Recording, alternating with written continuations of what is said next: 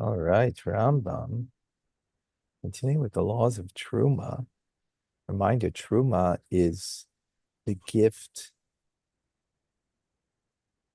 that is given to the Kohen, to the priest, of produce.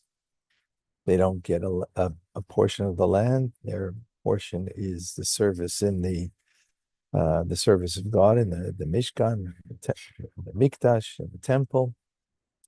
And they get Truma. The Truma is of whole is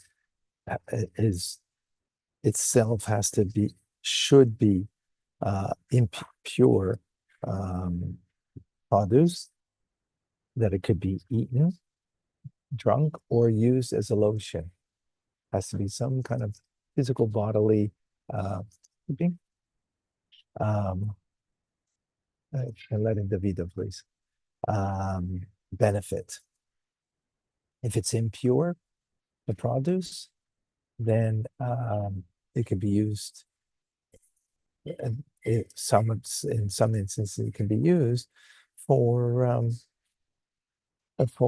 as an energy source, to heat the home or something like that. Now, in chapter 13, we're speaking about truma, that if it's nullified in a mixture of 101 times the size of the original quantity, was implied. So, if there was a saw of truma, right, of this holy, right, that's only meant for the Kohen to use, it falls into 100 saw of ordinary produce, right? And all the produce becomes mixed together. So what should you do? Separate one saw and give it to the Kohen. It's not that one, it's not the original one, right? It's not the original one. It got mixed. Okay, take out one and give that, and the remainder is permitted to be eaten by non-priests, right? Because the remainder of it was not truma, it was ordinary produce, right? If it was less than that. So accordingly, whenever truma is a substance which a kohen did not care about, example, wild figs, carobs, Edomite barley, and the like, it's not necessarily separated by 100 or the kohen. Instead, since it fell in 100 times its amount, right? It's 100 plus one, right? Now the amount that fell in, it's nullified and becomes a minimal size, and the entire mixture is permitted to non-kohanim.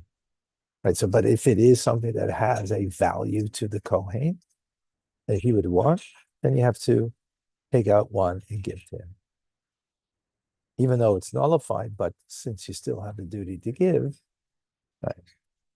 If a saw of truma fell into less than 100 of the ordinary produce, the entire mixture becomes meduma. Meduma means the mixture of truma and ordinary produce, right? And now what do you do? It should be sold to a kohen at the price of truma, with the exception of a saw. So now let's say it fell into 80, so you have to sell 79. But you're selling it at truma price, which truma price is going to be less, because truma is only a coin can have it, right? So it's got less demand, less value, right? It's got many restrictions to it on how it could be eaten. When, you have to be pure and so on and so forth. So it's going to have a less value to it. But one saw you'll have to give to him, because that was truma to begin with. That belongs to the kohen, right? So if it got mixed together, the person who owned the ordinary produce is going to lose out, because ordinary produce would fetch more money than meduma, the mixture of the two. When does the above apply? When the produce becomes mixed with its own kind. If, however, the produce becomes mixed with produce of another type, the ruling is dependent on whether the flavor of the truma is recognizable or not. If the entire mixture has the flavor of truma, it is all considered meduma and should be sold to the kohen, with the exception of the value of the truma. With the exception of the value of truma. Oh,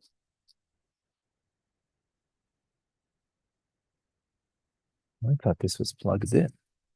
No, it's not plugged in.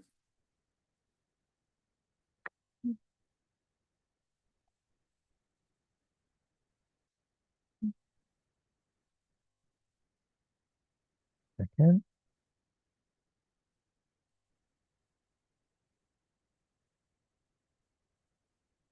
Didn't realize it wasn't plugged in the whole time.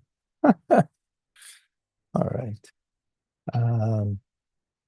So the is considered meduma, should be sold at the coin exception, with the exception of the value of truma. If the flavor of the entire mixture is that of ordinary process, the entire mixture is permitted to non-kohanim. Okay. I realize the time,